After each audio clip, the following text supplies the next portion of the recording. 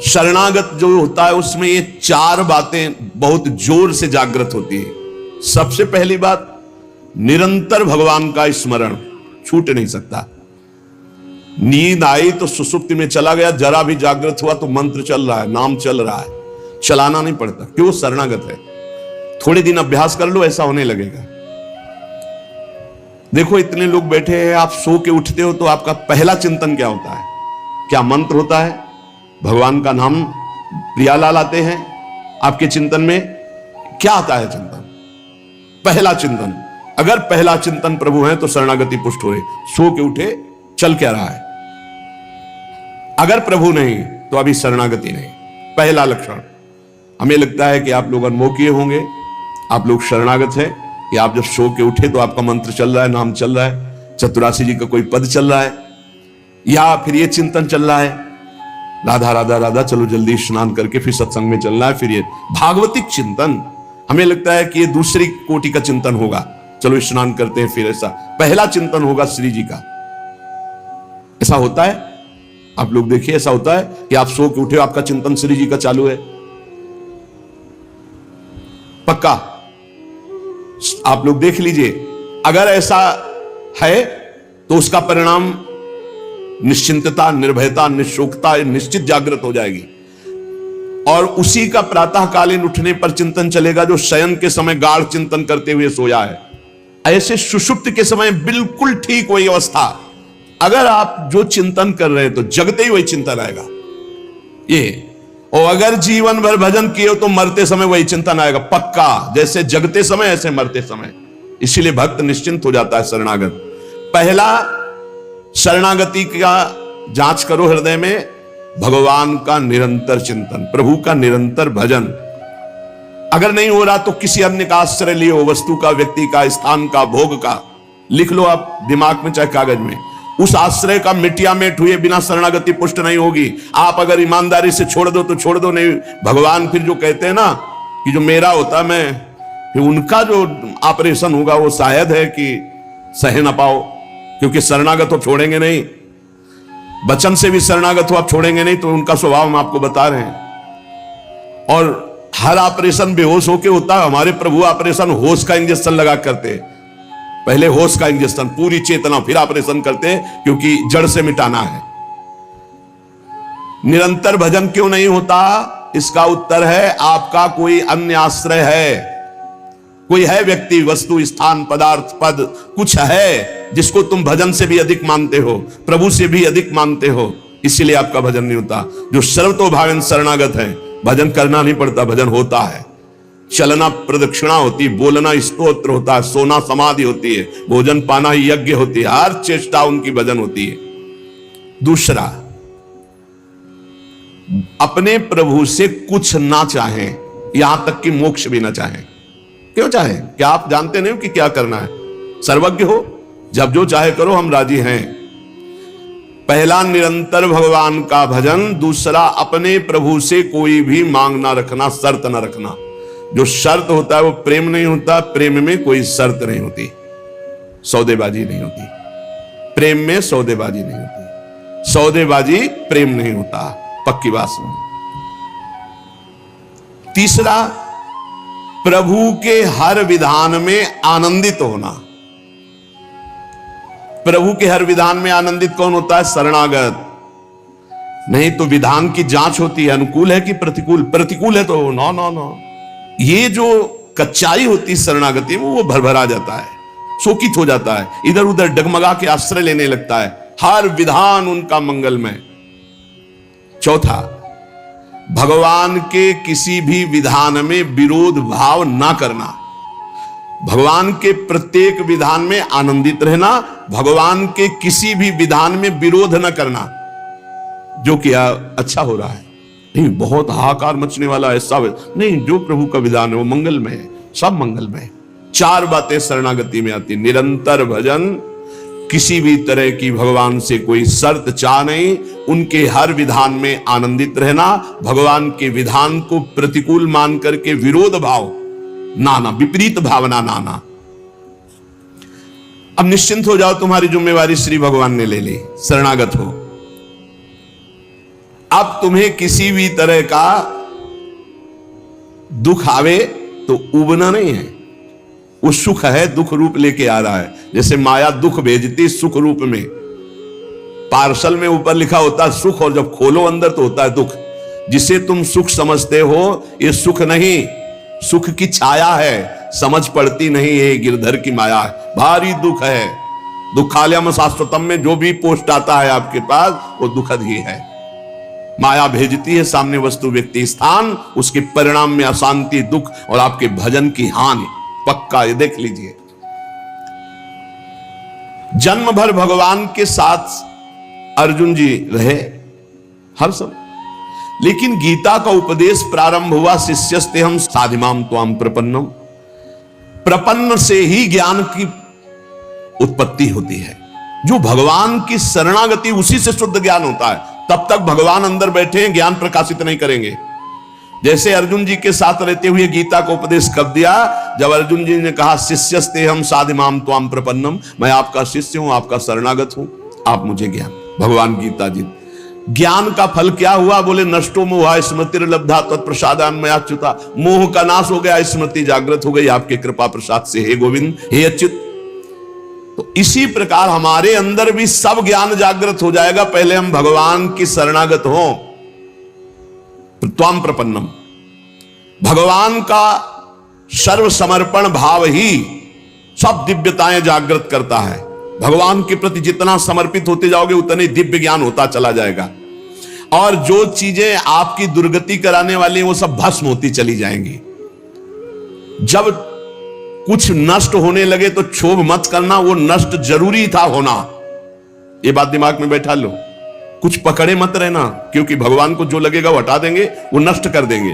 जो वस्तु भगवान नष्ट करे तो जान लो परम मंगल विधान, ये वस्तु हमें भगवत प्राप्ति में बाधा पहुंचा देती, इसलिए भगवान ने उसे नष्ट कर दिया। भगवान को समर्पित वस्तु के नष्ट होने में तुम्हें क्यों जलन हुई? क्योंकि तुमने तो भगवान को अपना सर्वस्व मानकर समर्पित कर दिया। अब तुम्हारे पास अपना कहलाने के लिए सिर्फ भगवान है, और भगवान की सब वस्तु जब जो चाहे हटा ले, जब जो चाहे रख ले। जरा इस पर विचार करो। आप राजी हो शरणागत?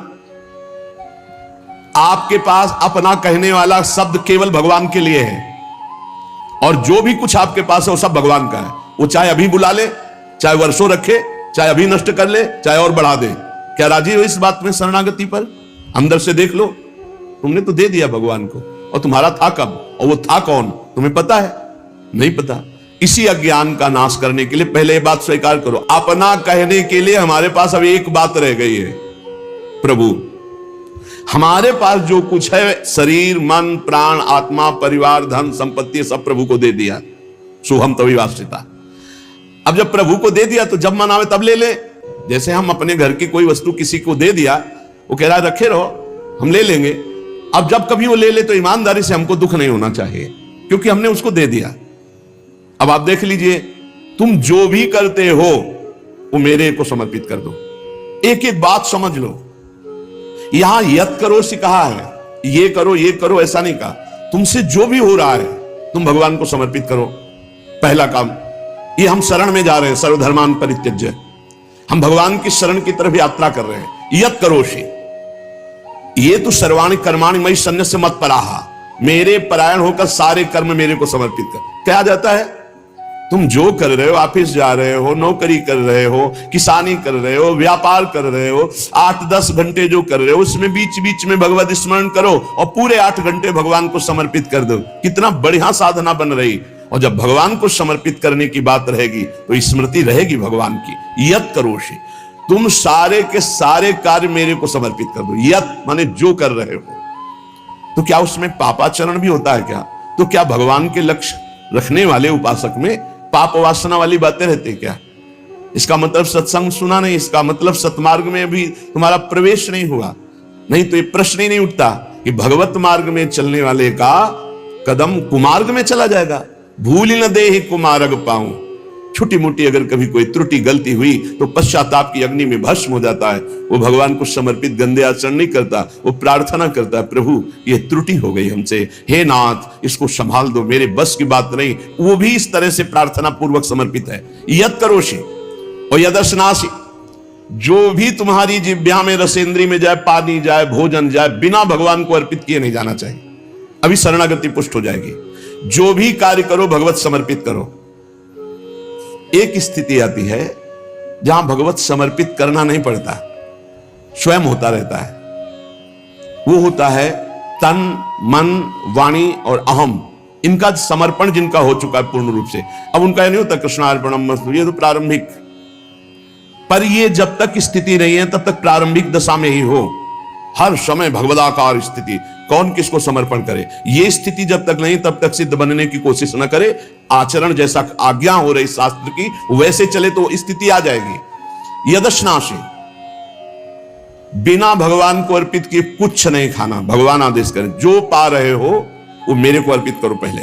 यदि शुद्ध शरणागति प्राप्त करना है तो जो कर्म कर रहे हो पहले, ये तो सर्वाणि कर्माणि, भगवान कह रहे हैं यत् करोषि, जो कर रहे हो मेरे को अर्पित करो।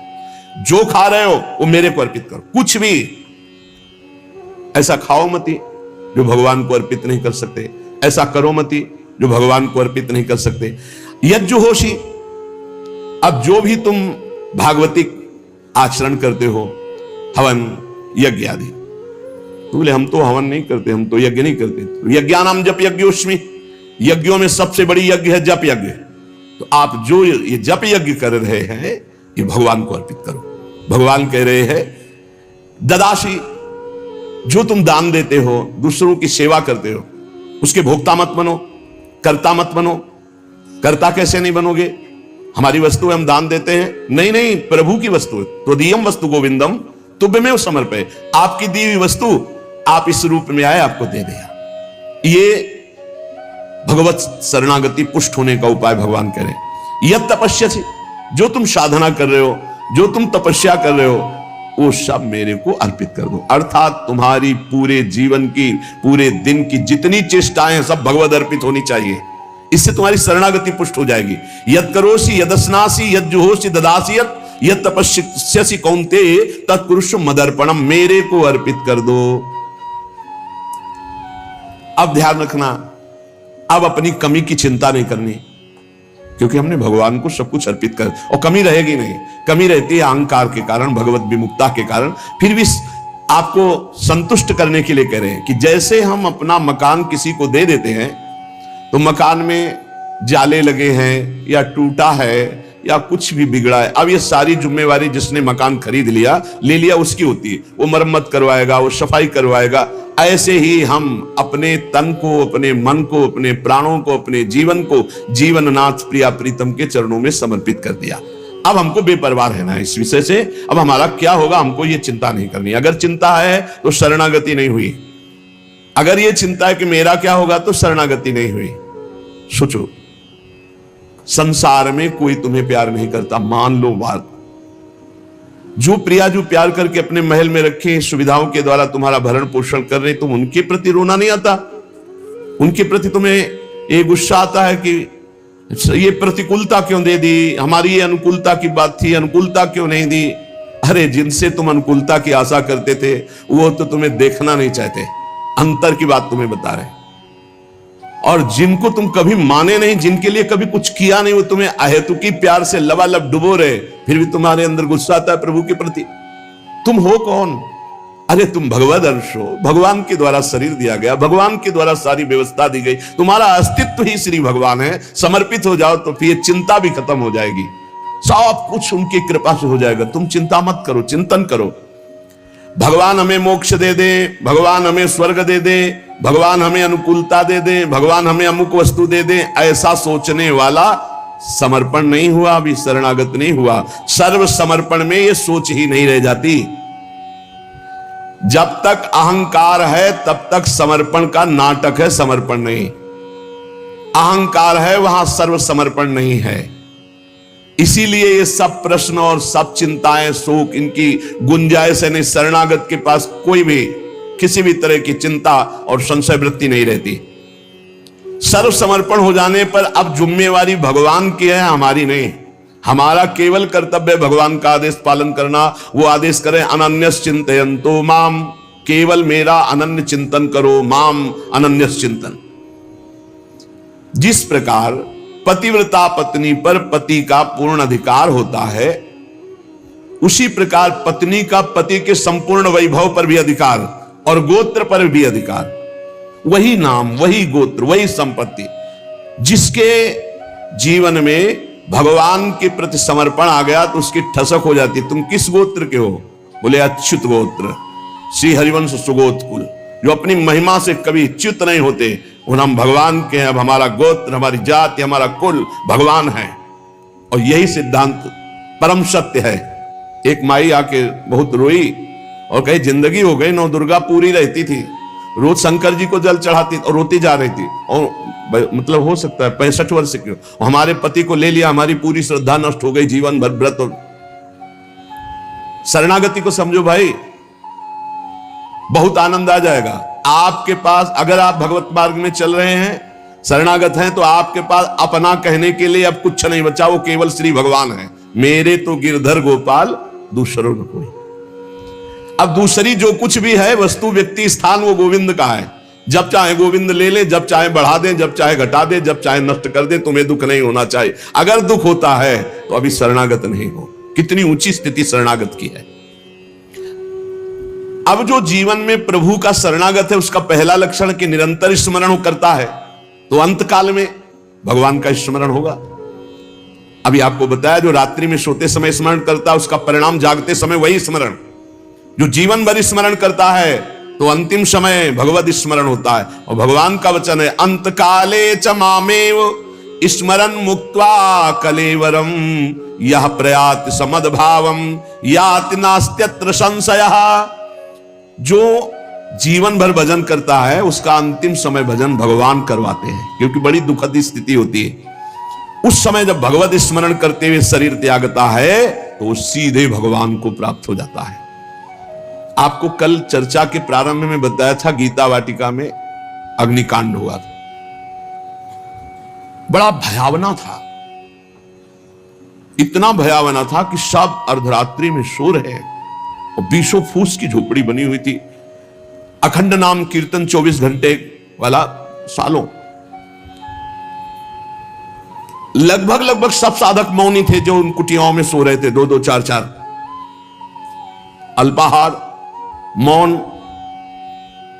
कोई बिल्कुल फलाहार, सब दिव्य साधना में लगे। अब जब आग लगी थी, वस्त्र, ठाकुर जी, पाठ के ग्रंथ, चित्रपट सब जल गए थे, क्योंकि सब उपासक ही थे।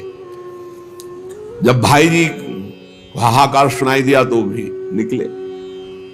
तो उनका जो भोग के लिए घी है वो लाओ, बूरा है वो लाओ, और जो जाज्वल्यमान अग्नि डलवाए, भगवान पधारे।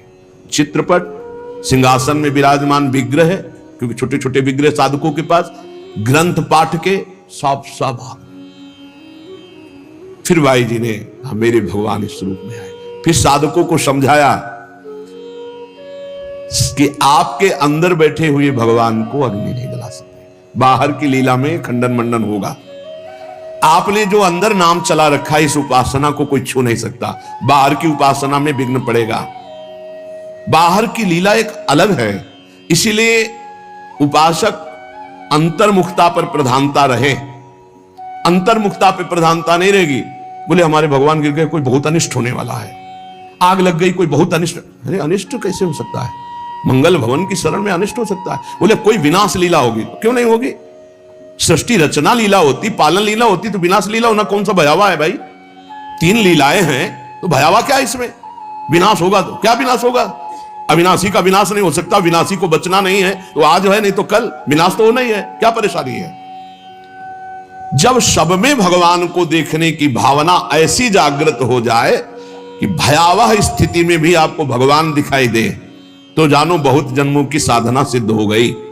भाई जी ने बूरा और घी डलवाया, इसमें लिखा है बूरा और घी डलवाया। भगवान आए, भगवान आए। बहुनाम जन्मनाम अन्ते ज्ञानवान माम प्रपद्यते वासुदेवा सर्वमिति सा महात्मा सुदुर्लभा। भगवान कहते हैं बहुत जन्मों की साधना जिनकी हो गई है और जिनका अंतिम जन्म है, उनको इस तत्व का बोध होता है कि सब में भगवान वासुदेव है। ये बोध होता है। ऐसा महात्मा बड़ा दुर्लभ है जो सब में भगवान को देखता है। मत्ता पर तरम नान्यत किंचिदस्ति धनंजय मई सर्वमिदं प्रोतम सूत्रे मणिगणाय। भगवान कहते हैं जैसे सूत की माला में सूत की मणियां, तो मणियां और माला सब कुछ सूत ही है, ऐसे ही भगवान में ये जगत भगवान में है।